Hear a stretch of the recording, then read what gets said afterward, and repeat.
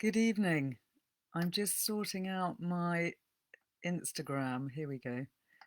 I think that might be going live now. So, good evening, everyone, and welcome to this evening's bibliotherapy live session, which is all about mermaids in literature. After reading the fabulous Mermaids of Black Conch by Monique Ruffy, I felt it was essential to immerse myself and you in the rich waters of mermaids in literature.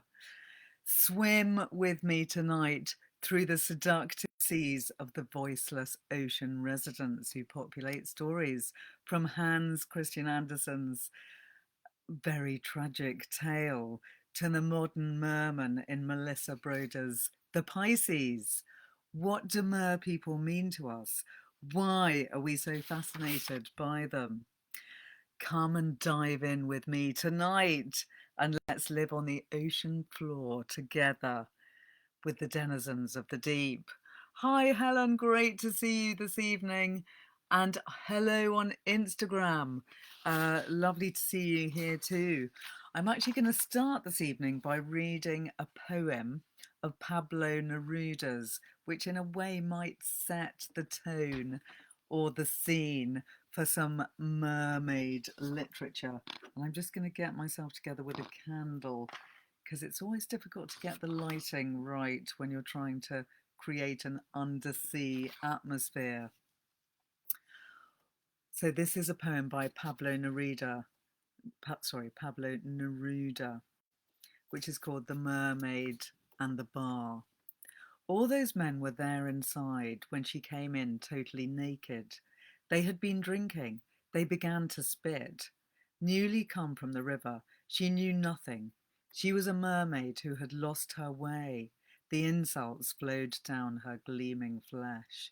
Obscenities drowned her golden breasts. Not knowing tears, she did not weep tears.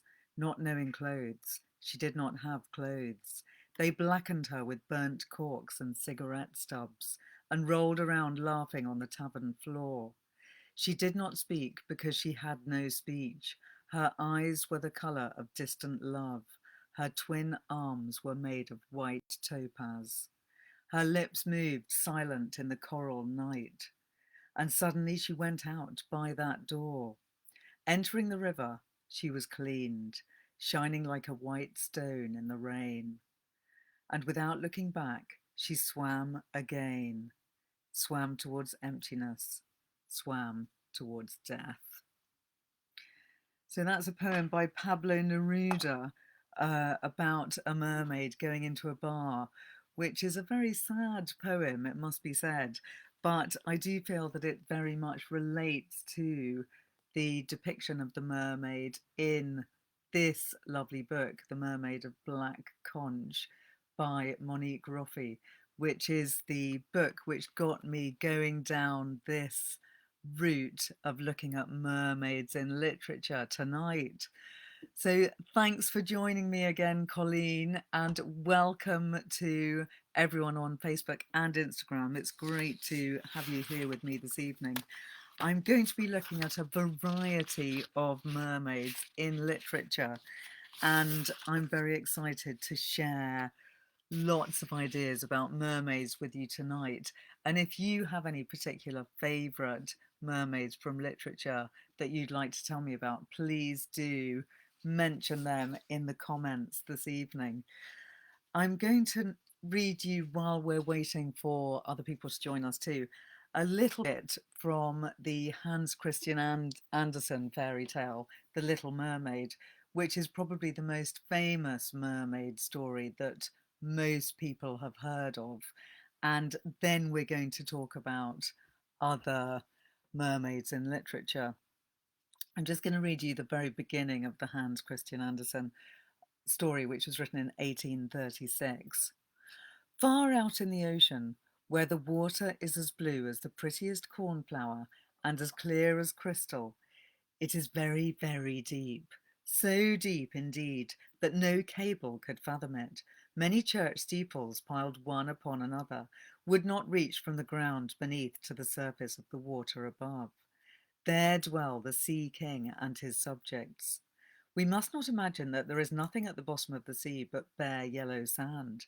No, indeed, the most singular flowers and plants grow there, the leaves and stems of which are so pliant that the slightest agitation of the water causes them to stir as if they had life. Fishes, both large and small, glide between the branches, as birds fly among the trees here upon land. In the deepest spot of all stands the castle of the Sea King. Its walls are built of coral, and the long Gothic windows are of the clearest amber. The roof is formed of shells that open and close as the water flows over them. Their appearance is very beautiful, for in each lies a glittering pearl, which would be fit for the diadem of a queen. Now, I'm sure that lots of you who know the Little Mermaid story will be aware that it's not a beautiful Disney fairy tale by any means. It's actually a really tragic tale, which I'll just recap in brief. Essentially, the Little Mermaid is one of six princesses, and she falls in love with a mortal prince who is in a shipwreck, and he is actually drowning when she first meets him, and she thinks he's incredibly beautiful, and she falls in love with him as he falls into the sea. And she then is desperate to merge her soul with his, and the only way that she can actually create a soul would be that she would fall in love with the prince, and he would equally fall in love with her, and their souls would then become merged, and she would be able to win a soul. She decides to make this terrible bargain with the witch who lives in the sea, in which she gives her voice. She actually gives literally her tongue in order to be given legs, which means that she can walk on dry land. And she then goes, as you'll all know from the stories, to dry land, where the prince is washed up on the shore, but the first person that he sees is not her, but is actually another woman who he then falls in love with. And the poor little mermaid is doomed to simply watch him be loved and admired by others, but never to actually have his love. And her sisters try and rescue her. They tell her that the only way that she can be rescued from this curse and this terrible fate, which means that she's going to die soon, is to plunge this special dagger into the heart of the prince. They give her the dagger. She goes to see the prince, and she wants to kill him, but at the same time, she obviously can't because she loves him far too much. So she hurls the dagger into the sea before diving overboard from the boat that he's sleeping on with his new bride. And her spirit floats up into the air, and she becomes part of the foam on the water. So she becomes, in a way, a daughter of the air rather than of the sea. So it is a deeply sad and tragic tale, and we realise from this early mermaid story that almost all mermaid stories are always balanced, their beauty is balanced by a tragedy, and it's very, very rare that you're going to find a happy mermaid tale, very sadly. So before talking about particular stories in literature with mermaids, I'm going to give you a little bit of general history of mermaids, because it's very interesting to see how mermaids have changed over time in popular consciousness, and the way that different cultures perceive mermaids too. So mermaids, when first talked about, although obviously there are many different cultures that talk about them at different times, but some of the ones that we've most heard of are the sea nymphs known as nereids. Not sure if I'm pronouncing that right. Nereids, maybe, were specifically the 50 daughters of the gods and goddess Nereus and Doris, who were descended from divine beings, and they were neither humans nor deities, but were spirits or patrons of various aspects of the world, such as the oceans, the heavens, the forest, etc. So they were kind of nymphs of the sea. Uh, Apparently, the Nereids could have children with humans, and Achilles' mother was a Nereid, intriguingly. And she was a pretty epic and wonderful divine being who is portrayed rather fabulously, I must say, in The Song of Achilles by Madeline Miller. But the Nereids have had many incarnations over time, from Homer to the present day. There were also another kind of water-dwelling creature called the Oannes, which was the name given by the Babylonian writer Berosus in the 3rd century BC to a mythical being who taught mankind wisdom. Berosus describes Oannes as having the body of a man, but underneath the body of a fish. And he was among the first in literature to have this iconic characteristic, though that's also intriguing because that's a Babylonian writer in the 3rd century BC. Most mythical mermaid-like creatures around that time were apparently female, whereas this is a male merman, though he wouldn't have been called a merman then.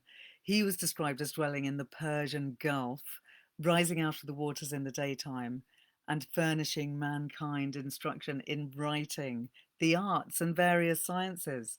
So he was a kind of Prometheus-like figure who taught mankind all kinds of great wisdom. He was also known as the god of the sea, and he was originally named Adapa and first mentioned 3,400 years ago, apparently. His consort was the moon goddess Atargatis, who we're going to hear about more later. So those creatures were very early types of mer creatures, and some original dwellers of the sea in literature and myth were more humanly formed. They didn't have tails, but gradually tails seem to be introduced as a concept into these myths, and they were very frequently given female characteristics and associated with the moon, because to the ancients, the moon and the sea and female fertility were all connected. The menstrual cycle obviously followed the lunar cycle, as did the tides of the sea. So women, the sea, and fish were all interconnected. So maybe that's one reason why these mer creatures were given a fishy tail. It's all quite mysterious and interesting, and mermaids were very much linked to the tides and the moon and all aspects of the sea. They were apparently able to call on storms at will, and that's an aspect also of mer creatures that comes into Monique Roffey's book, which we'll be talking about soon.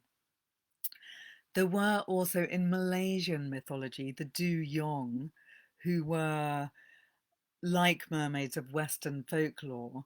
Their basic shape was a woman's body and a fish's tail, and that came from the legend of Atargatis, who we were mentioning earlier.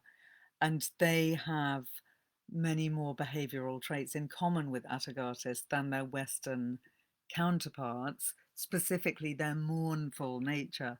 So in Western mythology, mermaids tend to be more upbeat and positive, whereas in these Malaysian myths, the mermaids have quite a mournful character, a bit like the Selkies of the Orkney Isles, who I think are often mournful as well. So There's also the Sirenas, not the same as the Sirens, who were a feature of Philippine mythology, who were apparently creatures that had a very beautiful and enchanting voice that could attract and hypnotize males, especially fishermen. They would sing with enchanting voices while hiding among the rocks by the shore. Then, when the men heard them and were lured towards them, they were abducted and hypnotized and taken into the sea. Some old folk traditions claim that the Sirena carry their victims under the sea and offer them to their water deities. So while at first they seem like the European descriptions of the sirens, they are not the same as the sirens who squeeze the life out of drowning men while trying to rescue them. Also, like mermaids, they're often accompanied by many other sea creatures, such as sea turtles and dolphins. So there's a lot of very complicated and quite in-depth history about these mer creatures, and I won't go into too much depth about it because I do want to move on to talking about the mermaids that we know from stories from more recent literature. But I will just mention the Selkies of the Orkney Islands, who are creatures that are shape-shifting, who can change from human to seals. And in some myths, they actually take off their skins, and they cast off their skins and then just walk out of the sea. Having been a seal, they then become human. In others, they actually do transform and metamorphose. And it's one of the very important aspects of mermaids that they can metamorphose with great ease. But the Selkie folk of the Orkney Islands like to dance on the shores of their Orkney Island homes, and there have been many mythical sightings of Selkies over history. And there's also quite a lot of fantastic literature involving Selkies, particularly young adult literature based around the Orkney Islands, which is particularly interesting. There's another reference to a kind of mermaid called Undine, which is in, Undine, which is in a novella written in 1811, which talks about a water spirit who tells the future of her husband, Hans, who says she seduces him and then promises that she will be the shoes under his feet, the breath of his lungs. And Ondine makes a pact with her uncle, the king of the Ondines, that if ever Hans, her husband, deceives her, he will die.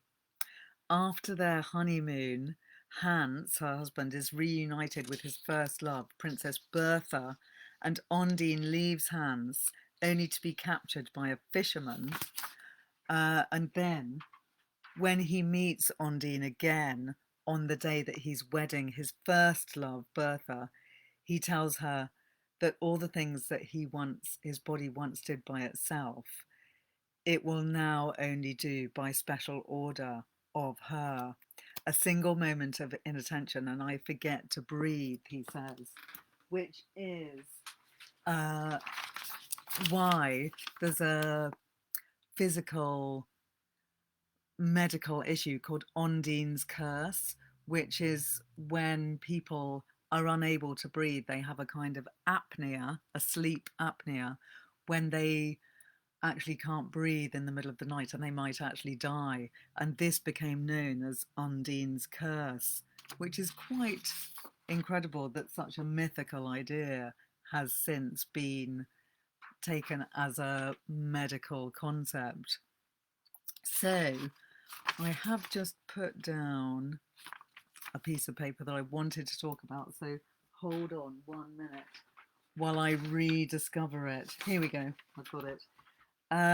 So in doing my research for this evening, I came across a really great article on the web by Sasha Coward, who is a mermaid hunter and community participation producer at the Royal Museums in Greenwich. And Sasha has a lot to say about the powerful symbolism of the mermaid in the world of queer folk and trans folk. So I'm just going to read you a little bit of Sasha's article about this subject because it's really interesting, and you'll see why it's relevant, I think, to tonight's topic.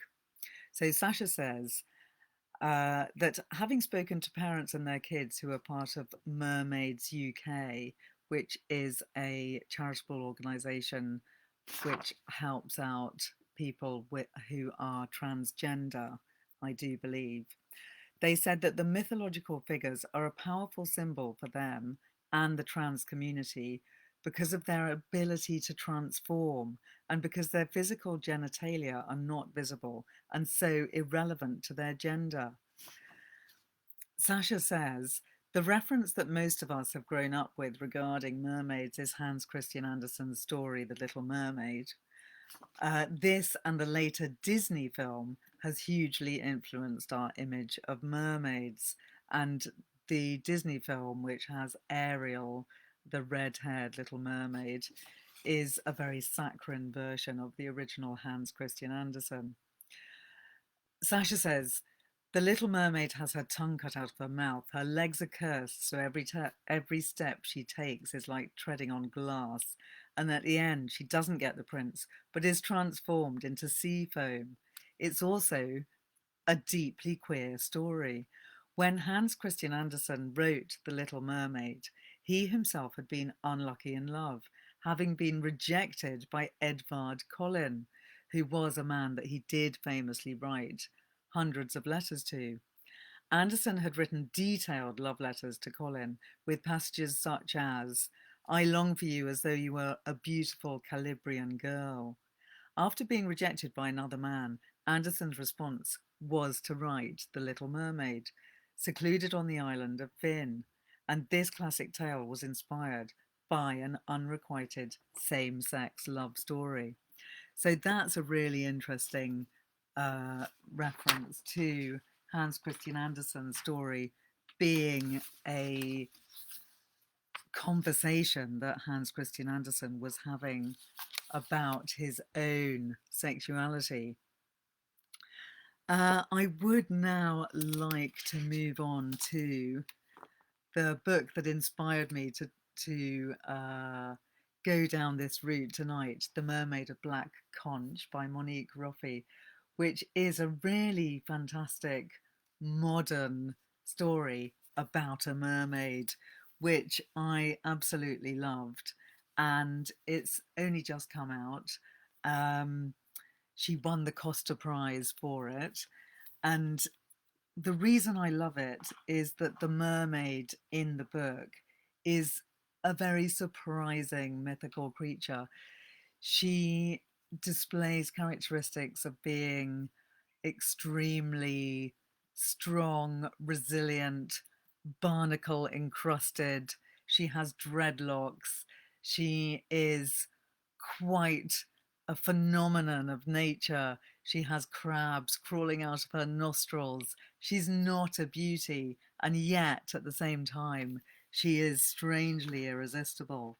And I'm going to read you a little bit from the book to give you a sense of the mermaid in this fantastic book. It's set very much in the present day. I think it's around 2007 that it starts. And the mermaid herself, we discover fairly rapidly, has lived for many hundreds of years because she was actually cursed by women in her village because all the men fancied her too much and they couldn't handle it, and they decided to curse her so that her sexuality would be encased in a mermaid's tail, and therefore their men would be safe from her allure. A lot of this is written in the voice of the narrator, and he would have a really fantastic Caribbean accent. He's called David Baptiste, but I won't attempt the Caribbean accent. But if you were to listen to the audiobook, you would get the full flavour, and you would definitely love the rendering that you experience in the audio version. The mermaids scare me like hell when I first see her. Her top half pop up from the sea. She was red, like an Amerindian woman, and all scaly and glittery too, like she polished herself up good. Up she came from nowhere, man. I heard a splash, and then whoosh.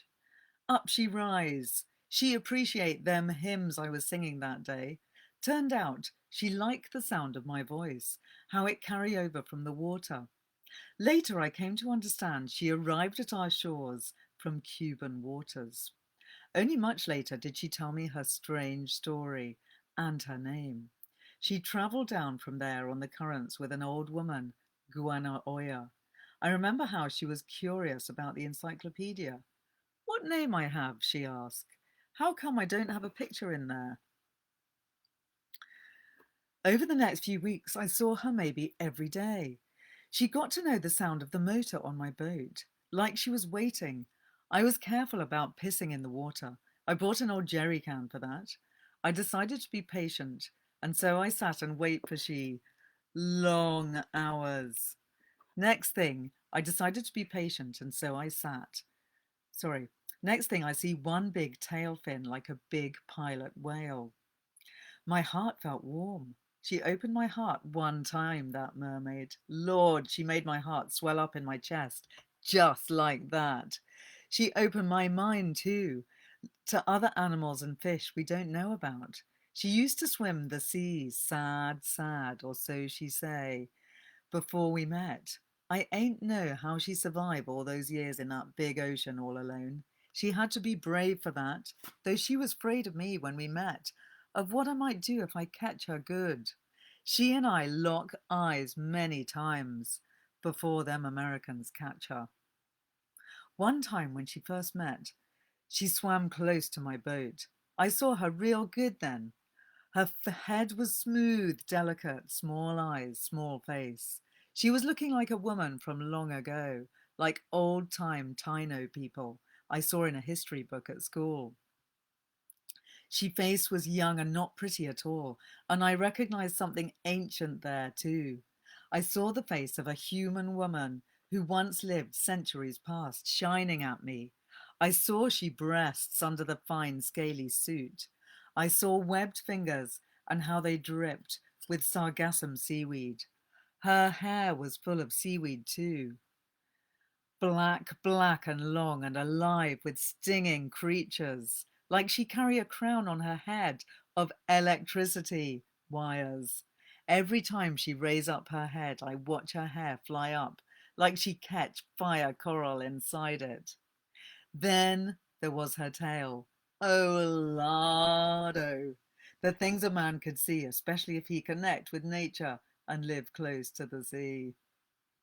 So that is the description we have of the mermaid in this fabulous book when we first meet her. And you can see from the depiction on the cover, she has a massive tail. She's a huge creature. But what's really exciting about her, apart from her wonderful scaliness, her dreadlocks, the barnacles on her skin, her dorsal fin, is that as the book progresses, she does transform because she gets caught, she gets hung up on a kind of hook, which is quite a horrifying image, I have to say. Luckily, she doesn't stay there for long. I'm not going to give you too many spoilers because I really hope that you will read this book. It's so good.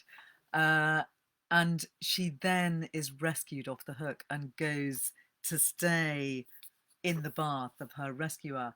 And her rescuer has no idea what's going to happen. He thinks he's got a mermaid in his bath. And the exciting thing is that she does transform. Her tail slowly falls off, and underneath she has legs, and those legs have been encased in her tail for hundreds of years. And so she can't initially use the legs because her muscles have atrophied to some extent. So it takes a few weeks until she can actually walk again, and she always walks in a slightly strange way. I couldn't quite have dreadlocks tonight. I did try, but in the end, I had to just go for the mermaid style necklace. I'm trying to channel the mermaid in this fantastic book as much as I can. Anyway, the things I love about The Mermaid of Black Conch are its Caribbean setting, the uniqueness of the mermaid herself, who is unlike many of our rather kind of feeble mermaids that we get in more Western depictions of literature, where the mermaids are all quite feminine in a somewhat pretty way. The mermaid in this book is strong and powerful and an absolute force of nature. She's spent hundreds of years swimming around the depths of the ocean, and although she is in many ways very innocent and doesn't know about the world of men because she spent so long on the ocean floor, and also when she left, when she was cursed originally, she was young. She was only probably 17, and hadn't yet ever known sexuality properly. She is very innocent, but also she does have an elemental force. And this is a love story between the fisherman and the mermaid, but there are also other very interesting human relationships that go on. One of the characters in the book is a boy who's deaf and who can only communicate by sign language, and he makes friends with the mermaid, and they communicate by using sign language. And in fact, that's how she learns how she learns to communicate with the humans of the 21st century, because she only knew the language of the olden times from the Caribbean. She doesn't know the more modern language available now. It's such a fantastic and really unusual book, which completely sweeps you up in all its mertastic mythology. And as I was saying, it's also a wonderful love story, which you're totally rooting for throughout its pages. And I won't give away what happens because it's just a book that you've got to read. I do think it's a really great feminist novel as well. And it is a book that really rewrites ideas about what it might be to be a mermaid, and makes you think about it in a completely different way. Helen, thanks for your comments about my mer makeup. I hope you're enjoying my scales, which I'm quite pleased with this evening. Um, and actually, I've got a bit of a scaly dress too. Check out the scales on my dress. So I'm now going to tell you about a few other novels which embrace the wonders of the mermaid. And some of these I was inspired by an article actually written by Monique Roffey about some of her influences and some of the books that she read while writing the book. So there's obviously The Little Mermaid by Hans Christian Andersen that we mentioned earlier. Then there's a great book called The Moon and the Sun by Vunda McIntyre, which was written in 1997. And at that stage in its life, it actually beat a Game of Thrones for a Nebula Award, which is a very high award in the world of sci-fi. And it's been made into a film called The King's Daughter. It's set in 17th century France in the court of the Sun King, that's Louis XIV. A sea monster is caught who turns out to be a woman who is also an intelligent and sentient being, just like the one in The Mermaid of Black Conch, who is a completely sentient being. So yet again in this book, The Moon and the Sun, we see the feminism in the mermaid story, because the men gang up to keep her or eat her, and the women try to free her. Oh, thank you, Katie, for mentioning there's a Penguin Book of Mermaids. I didn't know about that, and I must immediately find that. That sounds great. I wonder if it's a collection of short stories, or maybe it's excerpts from novels. I will absolutely check that out. Thanks so much. So, in this book, The Moon and the Sun, the mermaid is just like in The Mermaid of Black Conch, attempted to be kept by the menfolk.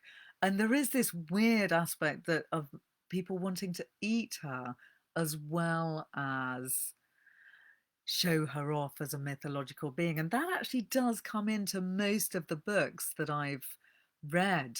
There's always an element of, should we eat this creature that is half fish, which I do find really disturbing, because surely it's really obvious that these mer-people are pretty darn human and you would not eat them. But it does come up again and again, even in the one of the most 21st century ones, which I'll be coming to later, called The Pisces. They talk about wanting to eat the mer creature.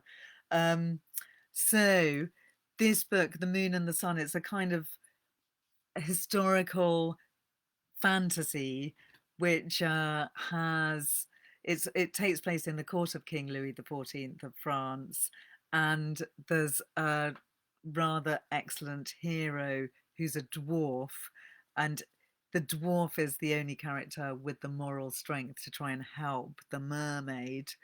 And it's a really fun, slightly convoluted plot, but another great novel with a bit of fantasy going on there. Another one that is a more recent novel, with strong mermaid elements, is The Gloaming by Kirsty Logan, which is a book that's been recommended to me by quite a lot of people on Twitter when I was mentioning that I was doing this tonight. The Gloaming is a book which is set on an island. I think it's in the Hebrides, and it's about a couple who go and live on an island in order to escape from the pressures of the 20th century. They're called Scene and Peter, and they have 3 children, Barra, Mara, and Isla, and they've grown up on the island. But it does have elements of magical realism or fantasy, because on this island, nobody dies. They just eventually become petrified looking out to sea when they're older, which is kind of a wonderful and slightly terrifying idea, but strangely magical and weirdly appealing. So on this island, the forces of nature are indomitable and uncompromising, making their presence felt on all the islands. But then a mermaid appears called Pearl, who is both mysterious and alluring to one of the children, who's a teenager by now, on this island, called Mara. And a love story then blossoms, and Mara and Pearl, the mermaid, leave the island, only to return when Mara's parents, Peter and Senior, are beginning to turn to stone. So I won't give it all away, but it's a very magical and rather wonderful story. Another great one is Elijah's Mermaid by Essie Fox, which is a gothic mystery about a young woman called Pearl again. We do have a bit of a common theme in names in lots of these mermaid stories, who's brought up in a brothel called the House of Mermaids. Pearl has a small deformity, but is she a mermaid? You will have to read the book to find out. It's an eerie Victorian tale that touches on sexuality, pornography and child exploitation, which is richly plotted with a killer twist. So that's a really interesting book, Elijah's Mermaid, which I think you would all enjoy. And I must then mention just a couple more. So we've got The Deep by Rivers Solomon, which is a novella based on a rap song of the same name, which is an Africanized take on the mermaid. It's talking about pregnant women who were thrown overboard during the Middle Passage in the years of slavery, who've given birth in the depths of the ocean, and their offspring live safely in communities under the sea. So this is a really interesting take on slavery and colonialization, which actually the Monique Roffey book also has quite a lot to say about colonialization too. So these people who were descended from slaves live safely in communities on the bottom of the sea. And one of their number, called Yetu, has to take on all the painful memories of her people.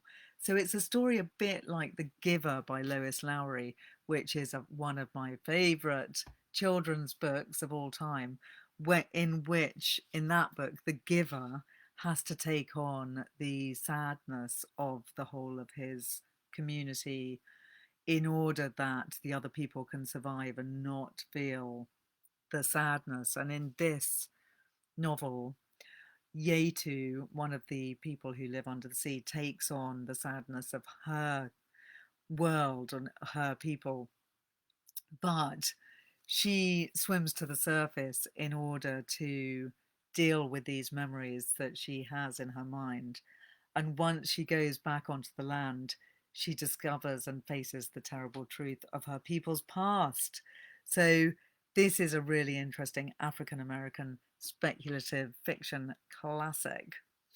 Another excellent modern novel, which is all about a different kind of mermaid. I'm just wondering which one to talk about first, because I've still got 3 books to mention in a short space of time. I'm going to talk about The Pisces by Melissa Broder, which is a pretty weird and wonderful novel, very much contemporary novel. I think it was published in 2016, which is a contemporary mermaid of American literature, which is a really great and unexpected story in which our heroine has just broken up with her long-term boyfriend, and she's going through lots of counselling. She's going to classes with people who are dealing with various addictions, and she is trying to get on with life in a very 21st century way, turning to Tinder in order to date various men, when, to everyone's surprise, she actually, and mostly hers, she meets a merman one night. I think she lives in LA, and she's walking along Venice Beach one evening, because she's gone to stay in her sister's house, which is some amazing glass cube of a house, and she's looking after her sister's dog. And she then has this series of meetings with this merman, who at first she doesn't realize is a merman. She just thinks that he's a guy who's swimming along in the beach, who's a regular evening swimming guy who doesn't want to come out of the water because he's shy. And she slowly gets more involved with him, even though she does also keep having dates with slightly dubious people from Tinder. Is that the word? I think it is. And she slowly gets more and more involved with, I think he's called Theo, the mermaid, and has quite explosive sex with him, which is pretty epically described. And she falls more and more in love with him until um, things start getting slightly dark with him. And I don't want to give too much away, but there is definitely the aspect of the dodginess of hanging out with mermaids. It's generally not going to be a good idea to be too involved with a mermaid. Somebody made a comment about this book saying people don't have sex with sea creatures unless the world has failed them. And in this case, our heroine Lucy has not done too well with the real world, hence turning to hang out with Theo the merman. And although it all seems wonderful at first, slowly she realizes that maybe things aren't going to go too well if she gets too deeply involved with him. Because obviously, there's always that issue that if you fall in love with a denizen of the deep, you're going to have to go and live at the bottom of the ocean. And we're not designed for that. So that's a novel called The Pisces. It's funny. It's very much a commentary on 21st century love, the dating game today. It's talking about a woman who's 38. She's feeling like maybe it's getting too late for her to have children. She doesn't really want children anyway. It's all pretty crazy. But she then falls in love with this mythical creature. And it is a really interesting and funny, well told story. Hi, Ollie. Great to see you. Thanks for coming, even though you're late. And yes, you can watch it on the replay later, so do not worry. Another fantastic novel recently published, all about mermaids in some ways, is The Mermaid and Mrs. Hancock by Imogen Hermes Gower, which was a debut novel which received an amazing amount of attention, and that's because it was and is a brilliant novel, unlike anything else written before or since, which is a real mermaid mystery. It's about a hybrid creature captured and living a melancholy existence as a man's love object. It is a love story. It's also a fish story and a rollicking historical drama, all rolled into one set in Georgian England. It's very beautifully described. It's very mysterious and strange, which does meander a little bit, rather like a meandering sea creature floating through the deep seas. And I really loved the experience of reading it because it's eternally mysterious. You don't necessarily ever get a true description of what the mermaid looks like, and I kind of love it for that too. And actually, that's a little bit similar to the Monique Roffey book, which descriptions vary quite a lot throughout the book. I mean, the mermaid herself does transform in this book in quite radical ways. She seems to be able to transform at will to some degree. But I think it is very much an aspect of mermaids in literature that they do transform. They're slippery creatures. It's very difficult to get a hold on them in what they look like and what they think. They are eternally mysterious. So The Mermaid and Mrs. Hancock begins in 1785. It's set in London, in England. And the protagonist, John Hancock, is a middle-aged merchant who spends his life by the sea waiting for news of his various ships and their cargoes. He's a widower. He lost his son 15 years ago. He's quite a depressed and tired man. And one day, while waiting for one of his ships to come back, he's actually told by the captain of the ship that the ship has been sold in exchange for a mermaid. And the mermaid isn't even alive. The mermaid is a dead mermaid. So Mr. Hancock is at first pretty unimpressed, but he's convinced that he should put this mer creature, the dead one, on display, which he then does, and he manages to recoup his losses for the ship because it was an era when people could put freakish things on display and earn money for this. But meanwhile, there's also a real live mermaid lurking in the background who Mr. Hancock manages to bring to his house and keep there. And she swims rather tragically uh, through a place where he keeps her. And she's a magical, mysterious being who Mr. Hancock is pretty obsessed with. And it's the obsession with the mermaid that keeps Mr. Hancock and us on the edge of our seats. And I won't tell you what happens, but it's a great story. Very much beloved by book clubs because it has so many interesting issues coming up in it. The Republic of Love by Carol Shields is another book which has mermaids swimming through it, but it's actually about a mermaid obsessive researcher called Faye who falls in love with a thrice divorced man, and the mermaids are actually only part of her research. We don't see any real mermaids in this book. Another great one that I just want to mention before we end is The Sea Lady by H.G. Wells, written in 1901. H.G. Wells, I love as a writer.